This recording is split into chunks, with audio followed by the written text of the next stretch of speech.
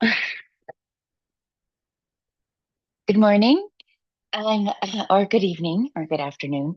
I'm going to invite you just to sit on the floor and have a couple of blocks, a strap, and a blanket. Um, and I have none of these things. Yeah, I have two of these things now, but I'll get the others in a minute. But we're just going to sit. You can sit in. I'm sitting. You can sit in just cross-legged, something comfortable for you. And or you can just sit with your feet out. You could sit with one foot out. Or you could sit in a chair. So uh, today we're just going to sit with our breath and connect our body with our breath by inhaling and exhaling and being conscious and noticing our breath, feeling it enter through our nostrils, cool. And as it passes through its body, through our body, it heats up a bit.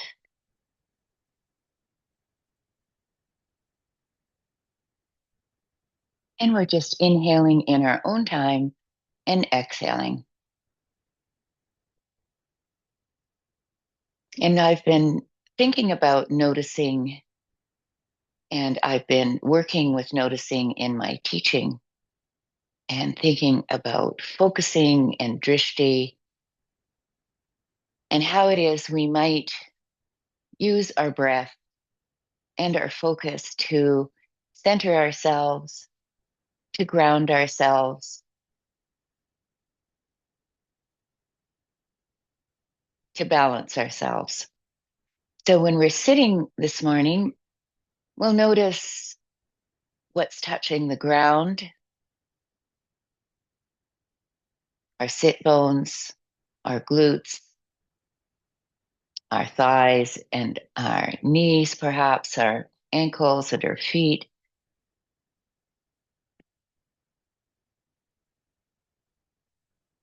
And we're just inhaling and exhaling.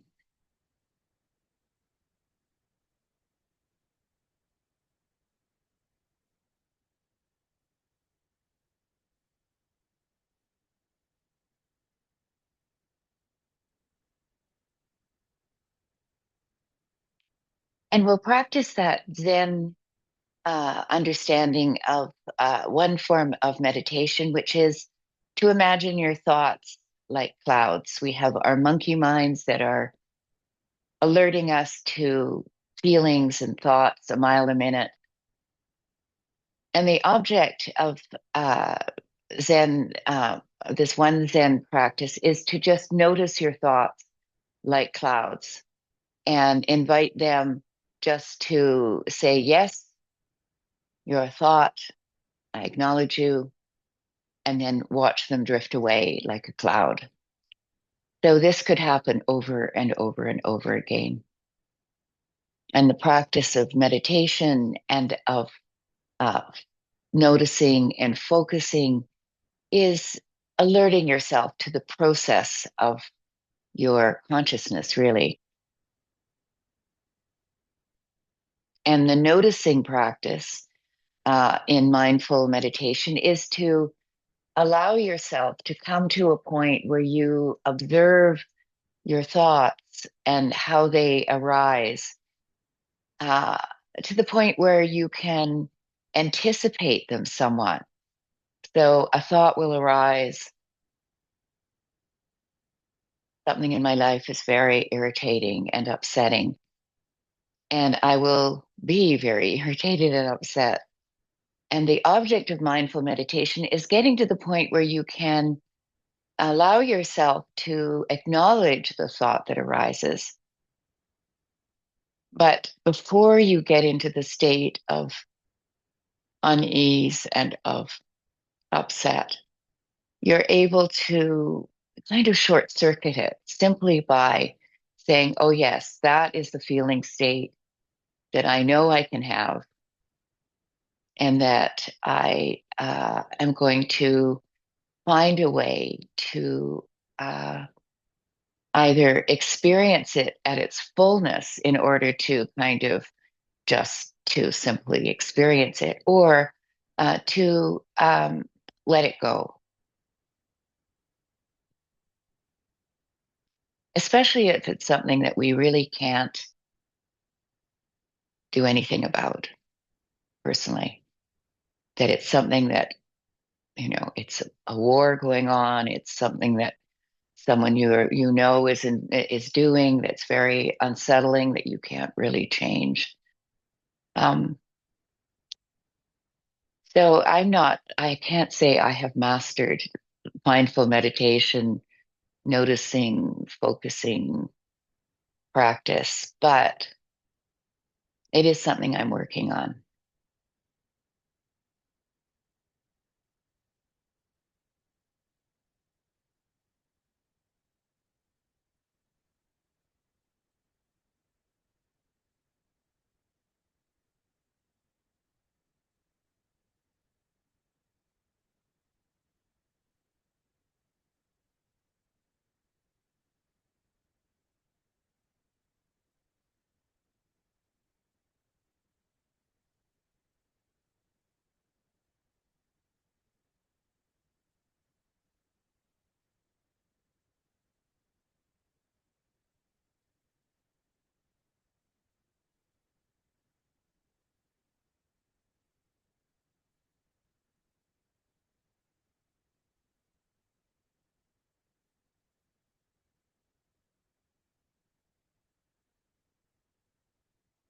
All right, let's find our way uh, back into our being here in our rooms sitting. And let's just rotate our shoulders forward and then back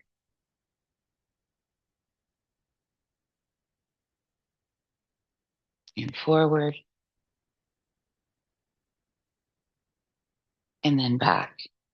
Good. And let's lift our arms up and open them out, slowly opening them, feeling our our arms extend to the back and down behind us, and then open our arms out, oops, and extend up and around. Good. Very nice. Sorry, my alarm is going off.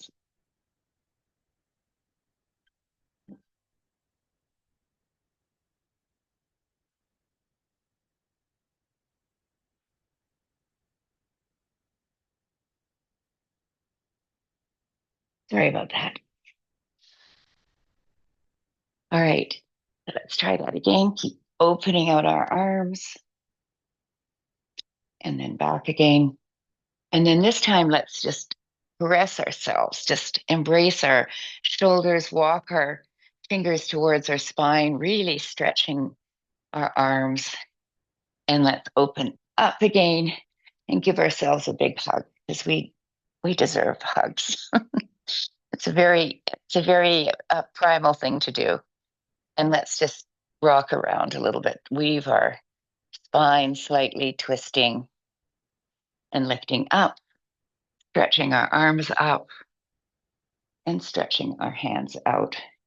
And then let's stretch our hands up, our arms up with our pressing out through our uh, through our uh, through our wrists.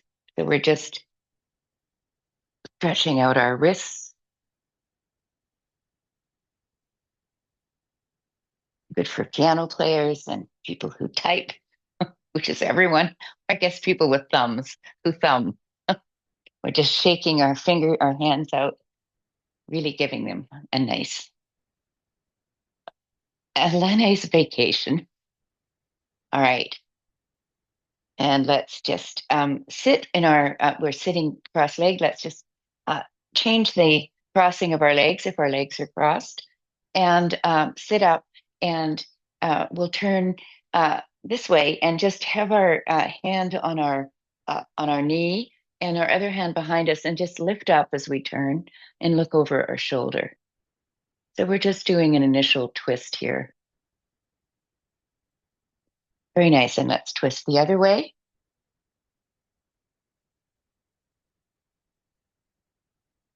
And one last time. Let's twist in each direction, lifting up as we turn. And once again, let's lift up again. And let's come down onto our hands and knees. And we'll just do some initial cat and cow and some arm opening movements. And we'll do some bird dogs, perhaps, just for balance. So we'll just uh, drop our belly and curve our spine in a cow pose, feeling as though our chest could move right through our arms.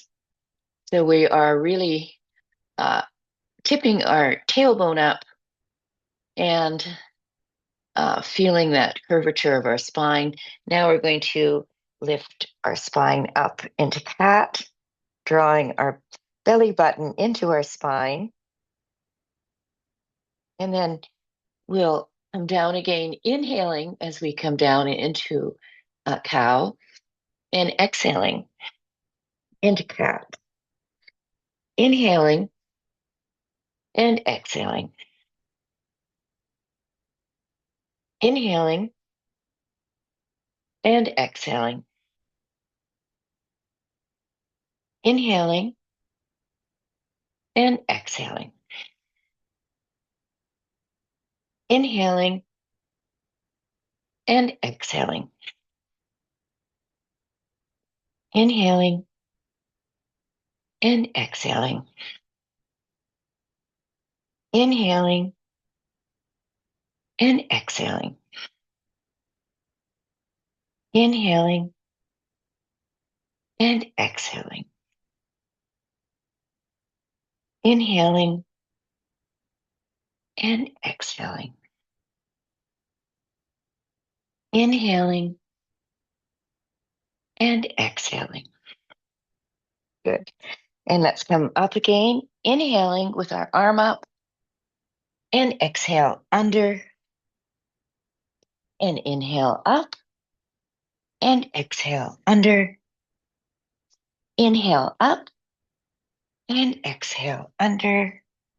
And last time, inhale up, and this time we're going to exhale under. We're going to uh, rest on our shoulder and our head, and we can lift the other arm up potentially and turn the back of the hand onto the sacrum, or you can slide your hand around your wrist, your waist rather, and lift that shoulder up. So we're deepening the twist this way. So we're just really opening our shoulders up and breathing here. It's an awkward position, but we can still breathe. It's not terminal. All right, now let's put our hand down and lift our arm up for the last time, and then onto the other side. And we're going to lift up and exhale down. And lift up and exhale down. We're breathing through our nose. And inhale up and exhale down. And this time we're inhaling up, exhaling down, extending our arm, and we'll just stretch that arm up, bend the elbow, put the flat of the back of your hand on your spine, or you can put it around your waist. Now, if that's too much for you, you can of course keep the hand on the ground. So you do you, and here you with the hand around at your waist or on your sacrum, you can really lift that shoulder up and feel a deepening of the twist here. And we're just breathing here, feeling a lovely rest and release here.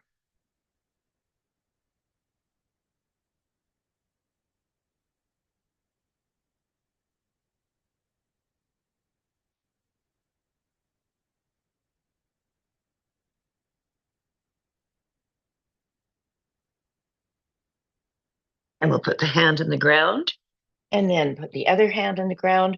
And now we're back into tabletop, and we'll just lift your right leg up and your left arm, and you can point your toes, and let's just work with our ankles here. So we'll keep our ankles moving, turning them around and pointing our toes, our one toe, our five toes, and then stretching out through our heel. So we'll point our toe again and then stretch out through our heel. Point our toe again, stretching out through our heel. We're looking down at the mat as we're balancing here.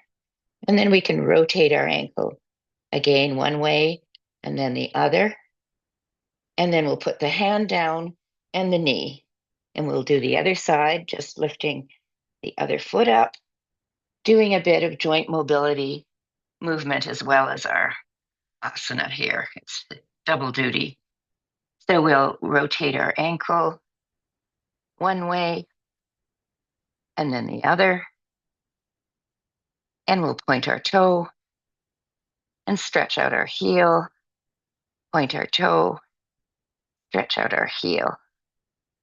Point our toe, heel. And now rotate the ankle one direction and then the other. Good. And then put your hands and your knees down. And now let's just lift our right leg up, point our toe out to the side, and sweep it around on the floor, following your toe with your eyes. So this is a bit of a neck rotation, as well as a little bit of a balance and a stretching. Good. And if you like, the next time you come back to the side, you could lift your leg up, flip it around, and look at it as it flies around in the air.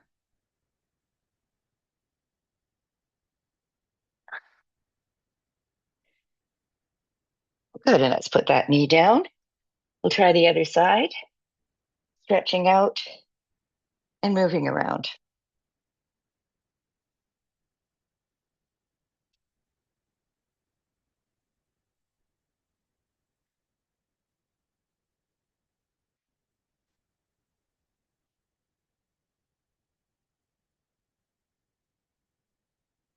And let's lift that leg up and rotate it around and back again.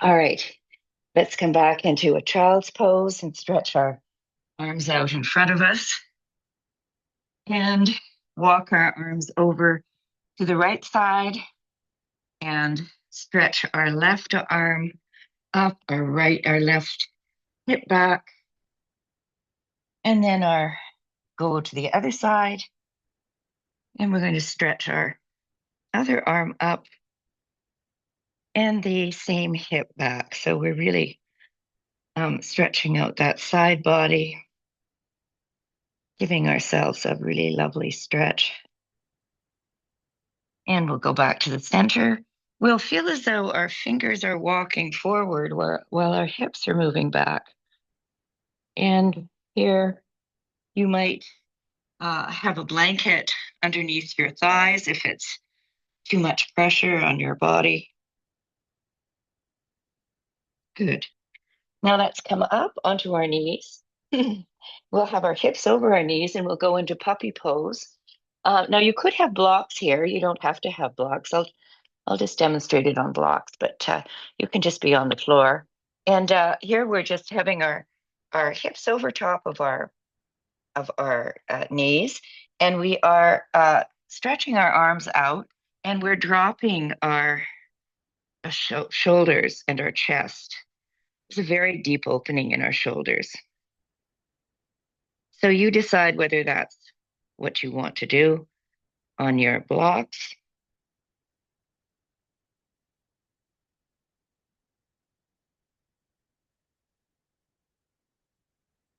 And we're just breathing here into our open chest, into our back body, into our side body, feeling that sense of expansion with our breath and exhaling deeply.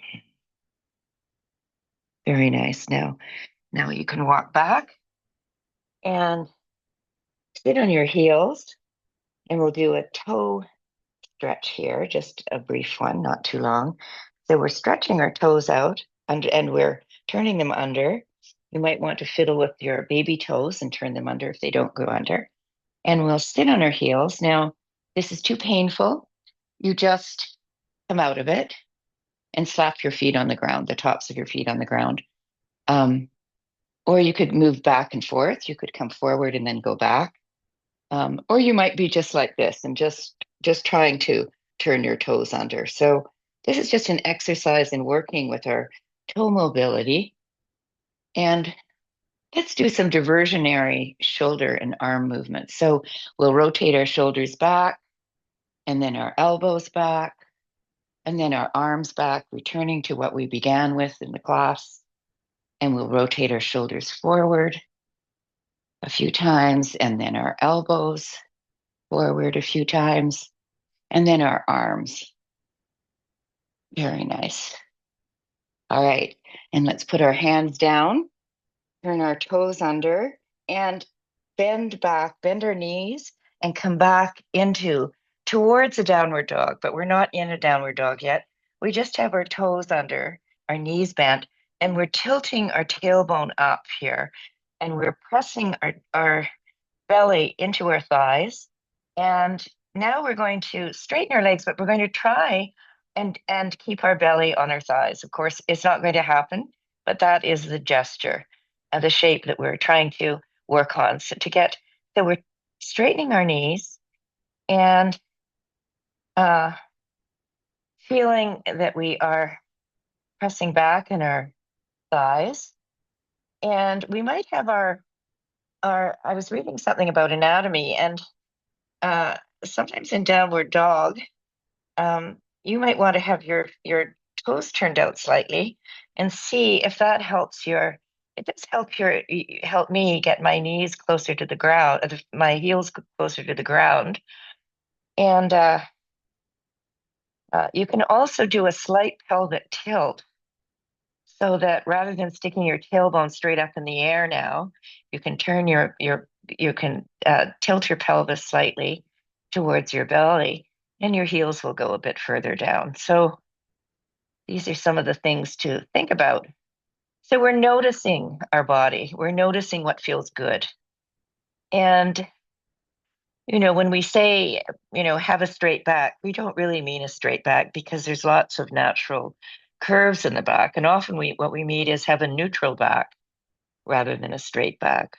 When we say put your toes should be pointing forward in different positions, sometimes our individual anatomies are such that having our feet slightly turned out makes the posture more possible and in no way harms us. So noticing our body, we're just breathing in downward dog now. We might notice that our arms are getting a bit sore.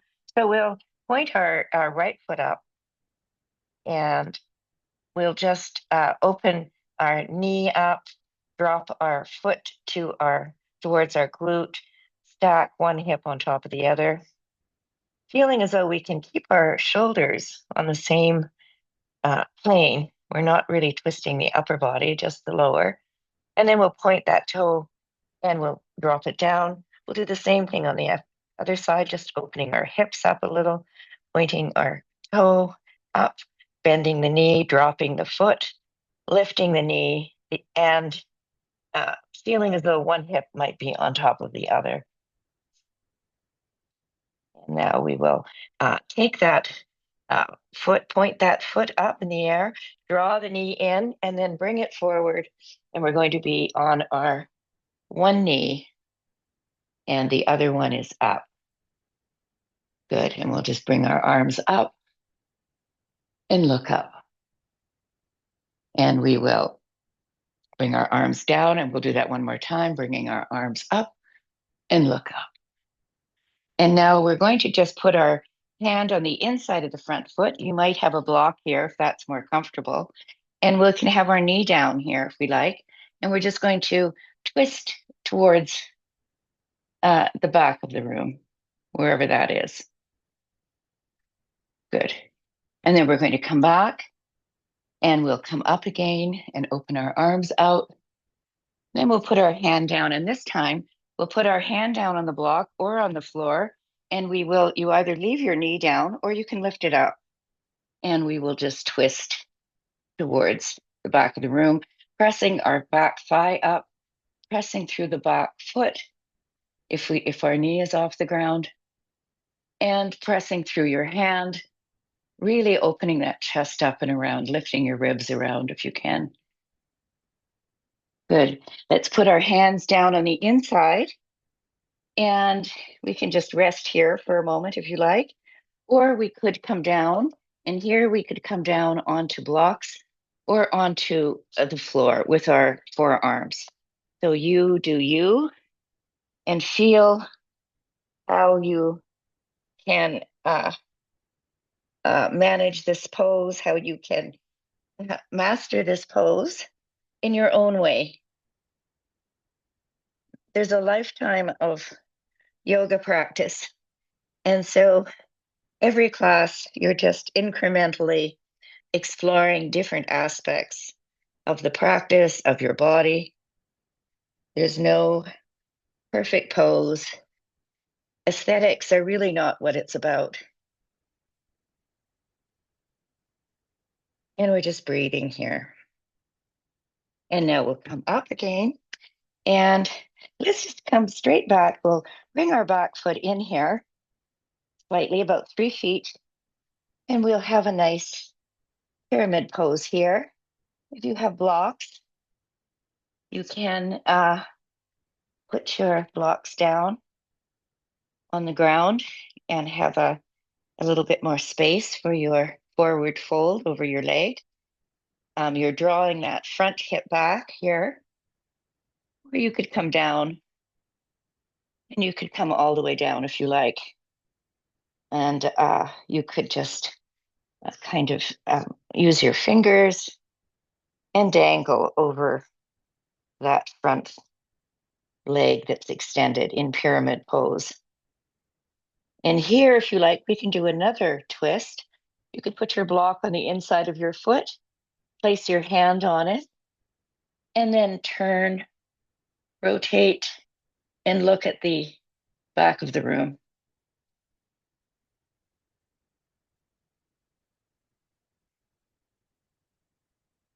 Good. And put your hand down, and then put your hands out. Extend your arms out. Oops, I'm trying to do this. It's quite hard. I don't know whether I can. So there. Oops. And come right around. Good. All right.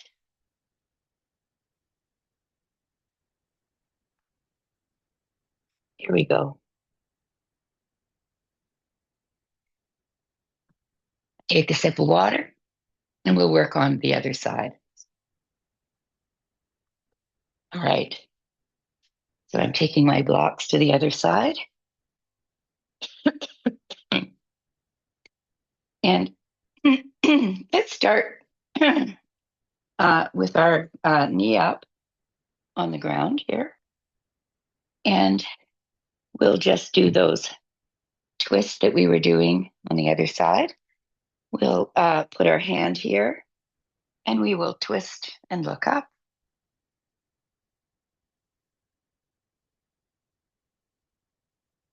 And then we will extend our leg out if we feel like it, and twist and look up. We're just exploring our spinal mobility here, twisting. And then put our hands down. And here you can come down into a forearm lizard, if you like, or you could come right down onto the ground. I have blocks this morning. And we're just breathing here. You can, of course, have your knee down, and that makes it more plausible for many people. So you do you.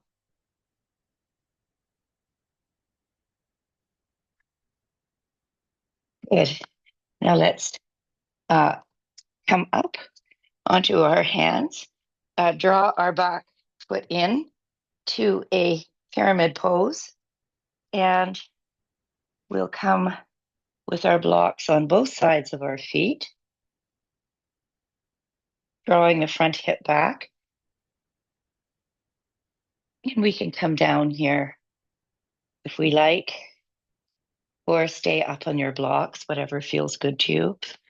And we're going to come back down, just folding over our leg. And we'll feel our back thigh coming back, our front hip moving back. We can imagine we can lift our toes up, feel our feet come alive, our calves liven up. We can spread our toes as we lay them down. And just let your head hang down. Good. And now we can twist the other way. So we'll press our hand into the block or onto the floor. And we will feel and just lift that arm up, turning our body, our torso to the back of the room. And we'll draw our front hip back and feel our torso turning as we press into the block, press into our back thigh, and just breathe.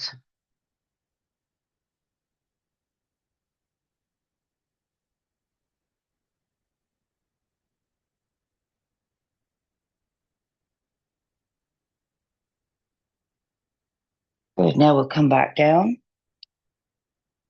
Just stretching our torso out over our leg. And now we'll lift our arms up, extending them, and see if we can just tilt up strongly and then turn around. So that's quite demanding. And I just need a little drink of water here. Oh, that talking upside down. All right. So let's do a few standing poses. We'll just feel ourselves moving into, we're quite stretched out now. We'll take a wide stance here, and let's do some forward bends, wide leg forward bends. So we've got blocks here again, and we'll just walk them out and feel the kind of lengthening of our spine that we did when we were in child's pose. And we can press back through our thighs. We can lift our toes up. That will activate our arches, and then lay our toes down, stretching them, our toes out. And we can just feel it once again too. This is a bit like the puppy pose because we have our chest that is it's settling down a little bit since we're on blocks. That's one of the advantages of using blocks in this pose. Good. And now we can slide the blocks, or you can be on the ground if you like. You decide what you want to do. And we'll walk over to your left foot. And here you can just you can be up on your fingertips. You could be up on blocks. Or you could clasp your ankle and bend your elbows and draw yourself towards your legs, your leg. And breathing here. Let your head relax. Good. And now let's walk the other way and clasp that ankle and bend your elbows and draw yourself down. Good. Very nice. Now let's come back up and put our hands on our hips and just rotate up. And we'll just go right into our triangle pose. So here we are. We'll have our foot towards the short end of the mat. The back foot is turned in, and we are shifting our hips back and drawing down. And here you could have a block, if you like, behind your foot or in front. And we're trying to elongate both sides of our body, so we're not sort of crunching down here necessarily. So we might be further up than you anticipate. All right, here we go. So let's just settle into our triangle. Now you can look up at your hand. I have a very bad neck, so I'm just going to look at the camera here. All right. And once again, while we're doing this, we're feeling our back thigh rotate out slightly, our front thigh rotate out slightly, and we are feeling both sides extending, and we're breathing into our side body, into our chest, and into our back. And now we're going to rotate up again and turn our feet to the other direction and do exactly the same thing. So I'll let you do it in your own way, tilting and coming down and looking up or looking out, whatever is good for you. And feeling that sense of openness in our chest and breathing, settling in, finding our center, feeling grounded in our feet, really pressing into our feet on the ground. And now rotating up, turning our feet the other way. And we're just going to bend that front knee, press our feet into the ground, especially the outer edge of the back foot. Make sure the knees over the center toes. And we're going down. My teacher, Cindy, always says down, down, down when we're in this part of the pose, just reminding us that it is a challenge. You don't want to injure yourself, so you go to the point of discomfort, not pain, and then you can move back and forth from that place. And now we're going to open our arms up, look at the front arm, press into that foot, stretch yourself forward. We're going to go into an extended side angle on the diagonal and really feel the beauty of this diagonal line from your fingertips right to your toes, to the back of to the outside edge of the back foot. And here where we can look down, let's look down here, and then let's rotate our ribs up and see how far we can rotate them towards the ceiling. And we'll just rotate back down, looking at the ground, and then we'll rotate ourselves back up, feeling that rotation. Good. And now keeping the knee bent and pressing into that front foot, we're going to come back, sliding our back hand down our pants, the seam of our pants, and lifting up and over. And we'll do the same thing, stretching out again, doing this little back and forth from gentle warrior to our extended side angle. And I'll just let you do that in your own time, inhaling and exhaling. Inhaling and exhaling. Inhaling Good. Let's press into that front knee and come back up and turn those feet around to the other side. Oops. Sorry, I got my knee is stuck here. Okay. So, all right, we're going around to the other side and we're going to bend that front knee.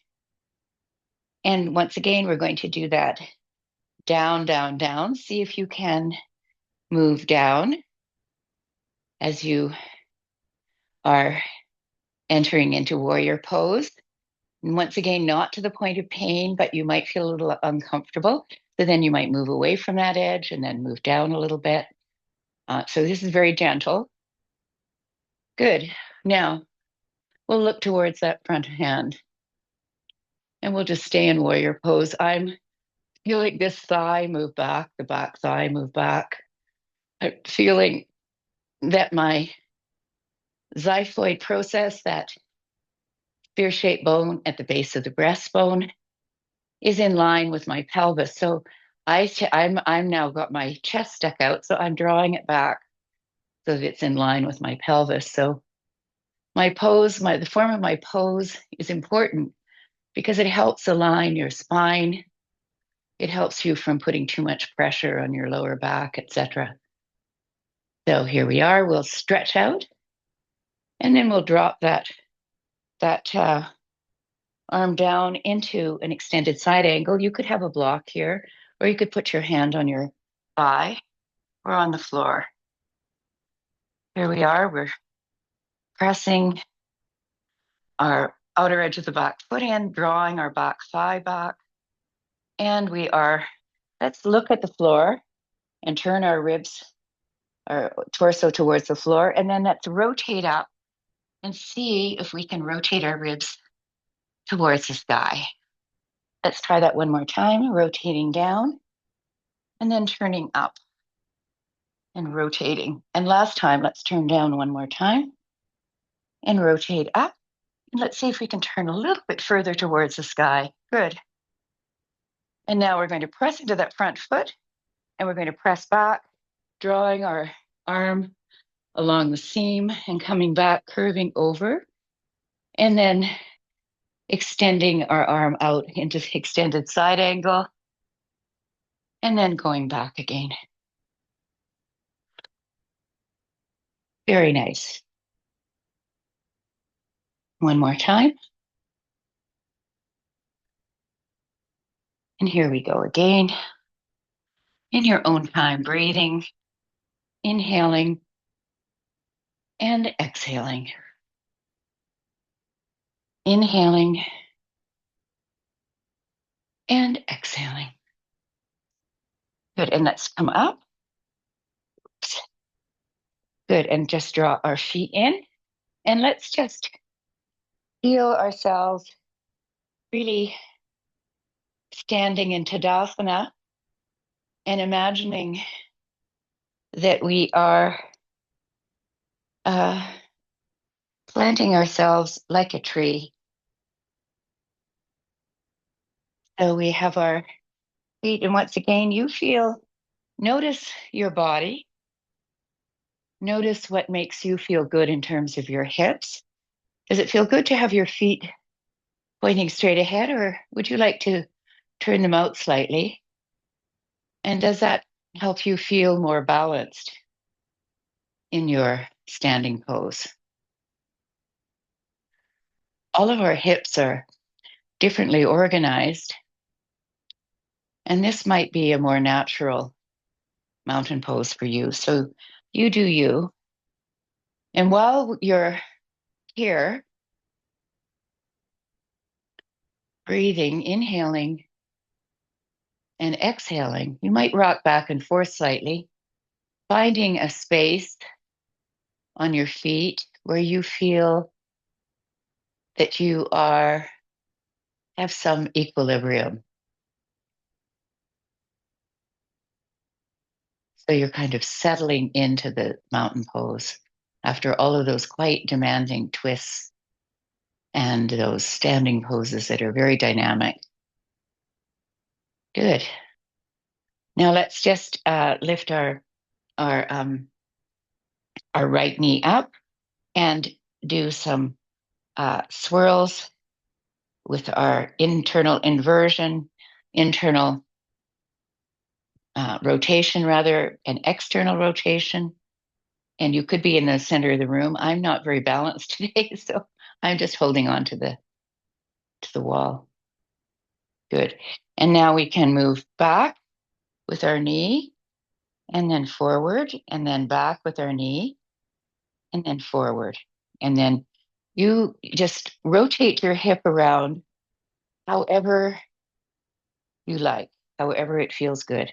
And then at a certain moment, you can draw that leg up, place it in your inner thigh, or you could put it on your calf.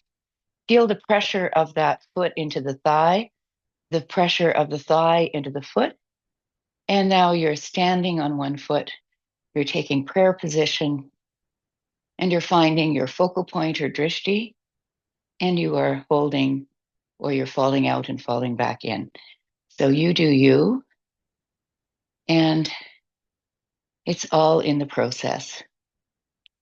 Very nice. Breathing here. You can lift your arms up if you like, or keep them in prayer position. And now we're going to lift that knee up and bring it down. And we'll try the other side. We'll just do the same hip inversion and external rotation, internal, external, internal, external, internal, external, internal. And you can come back if you like, rotating back behind you and in front.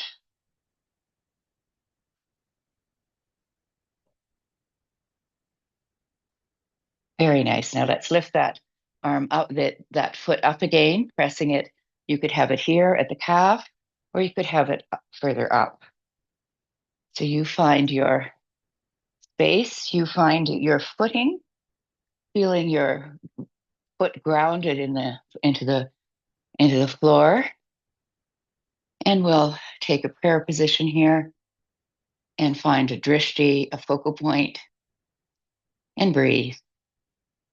You can lift your hands above your head if you like, or keep them in prayer position, depending on your balance and your practice.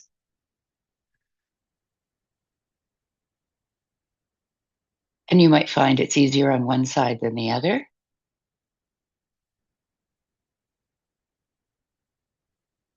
All right, so lift that leg up and come down. All right, we're going to just go down on our back now. We could have a strap if we like, and we'll do just a couple of movements on our back before we finish our class. And the strap is just going to be for stretching our legs out a little bit, and it helps us get a sense of where we are in terms of our movements. So here we'll have both knees on the ground, and we'll lift one leg up, put the strap around it, and we'll press that foot up. I have my strap on the toe mound, and I have it at 90 degrees. So you might want to look at the camera to see at the screen to see how I tend to, when I think it's at 90 degrees, it's actually not. It's often close to my head. So you find 90 degrees, and you can stretch the other leg out if you like and press through both heels. And clasp the strap in the same hand as the foot and open that leg out. And then draw that leg in. And then you can draw the foot closer to your head, something that feels comfortable. That might be a little more of a stretch. And then you can open that leg out at a bit of more acute angle. You can use your elbow to keep your leg up. You could put your hand on the opposite hip just to keep the hips on the ground. And then lift up and then open out. And look at your hand.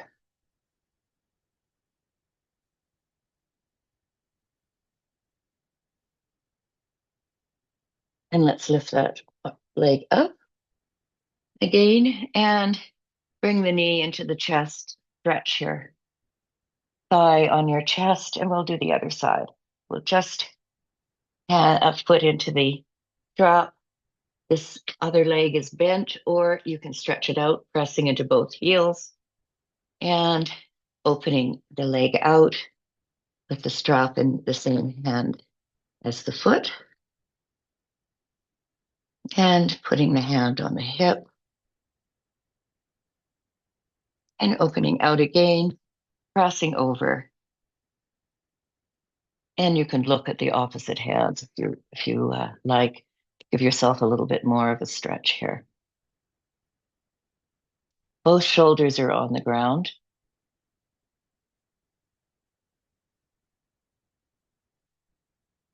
And you're pressing out through the heels. All right, let's lift that leg up again. Bend the knee, draw it in, and take the strap off. Now let's draw both of your knees in and thread your arms through your knees and hold on to the outside of your feet and stretch the soles of your feet up onto the ceiling in a inverted malasana or squat pose. And if you like, you could hold onto your toes and stretch one leg out and draw the other in, and stretch the other leg out and draw the other in. This is just kind of playing in happy baby pose, but it feels quite good. Allows you to stretch out some of your muscles. Good. And now let's hug our knees into our chest, put our feet down on the ground, and then stretch our legs out into savasana, our final relaxation corpse pose.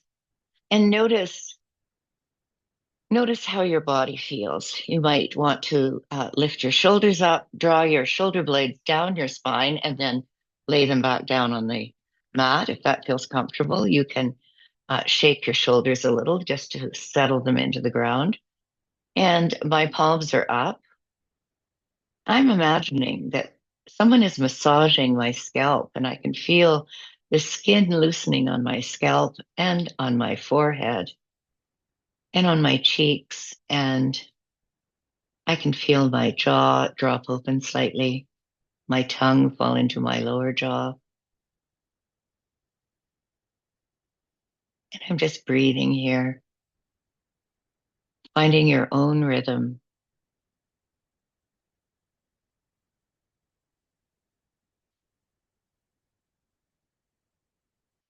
Feeling your breath come more softly as you settle in. And here you can notice your thoughts one after the other coming like a cloud in the sky. You can say, yes, there's a thought, and let it go. And yes, there's a thought, and let it go.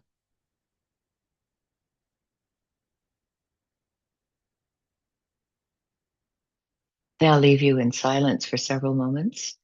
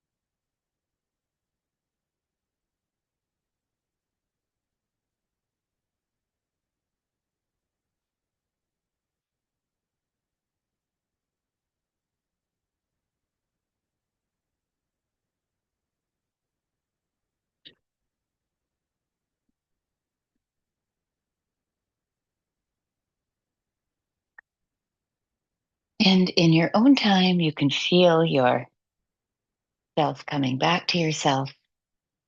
You might want to stay there in corpse pose and just rest. You might want to take a little nap and just be with yourself. Otherwise, you can stretch out or cuddle your knees, rock a little and roll onto one side and come up into a seated place. And I'm just going to read a short little quote by Catherine Dunham. Go within every day and find the inner strength so that the world will not blow your candle out. I like that. It's very simple. Go within every day and find the inner strength so that the world will not blow your candle out. So thank you very much for joining me. The teacher and the student in me sees and honors the teacher and student in you, and the light in me sees and honors the light in you. Deep bows to all of you. And the merit of this practice goes to those who are suffering in war everywhere. Thank you. See you next time.